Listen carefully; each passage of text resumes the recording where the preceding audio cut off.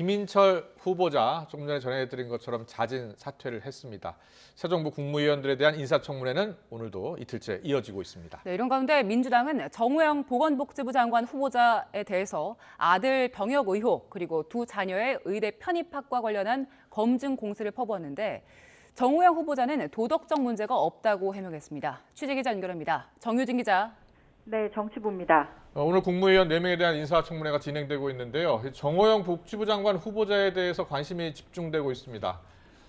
오늘 인사청문회에서는 어떤 내용들이 나왔습니까? 네, 더불어민주당 의원들은 오늘 오전 청문회가 시작하자마자 정 후보자에게 자진 사퇴할 생각이 없느냐고 돌직구를 날렸습니다. 정 후보자는 안타깝고 송구하다면서도 사퇴 의사가 없음을 분명히 했습니다.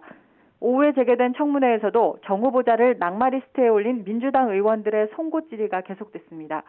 민주당 의원들은 정 후보자 아들의 병역 판정 변경 의혹을 파고들었고 정 후보자는 MRI 등 추가 자료를 제출하겠다며 부인했습니다. 군대 갈 때만 참 아프고 평상시 멀쩡한 이런 말이에요. 이런 거를 병원에서 뭐라고 하냐, 나이롱 환자라고 합니다.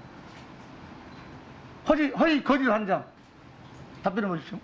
이 주간판 탈출증은 보통 4주에서 6주 내에 완전히 통증이 없어지고 그러고 나서는 계속해서 재발을 합니다. 그래서 6일이라도 아프고 있습니다. 예. 그렇게 주간판 탈출증 중에 등산도 하고 골프도 치고 많이 하지 않습니까? 평소에는. 이와 함께 두 자녀의 경북대 의대 편입 의혹과 관련해서는 국민의힘에서조차 정 후보자의 자녀들이 후보자가 재직한 경북대 의대 지원에 합격한 건 법적 문제가 없더라도 오해의 소지가 있다는 지적이 나왔습니다. 이에 대해 정 후보자는 성인인 자녀의 선택과 진로 고민에 대해 아버지가 간섭하고 영향력을 행사할 수 있는 부분이 아니라면서 자신과 관련이 없음을 다시 한번 강조했습니다. 네, 그리고 어제에 이어서 한덕수 총리 후보자의 청문회는 이틀째 열리고 있는데 전관예우 공방이 계속되고 있죠. 더불어민주당 최강욱 의원이 후배 공직자에게 퇴임하면 로펌으로 갔다가 공직으로 돌아와 일하라 권하겠느냐고 묻자 한 후보자는 입법부가 정한 규제 내에서 자기가 가진 걸 활용하는 걸 막아야 한다는 점을 납득하기 어렵다면서 이해충돌 관련 법적 문제 소지가 없다는 점을 다시 한번 강조했습니다.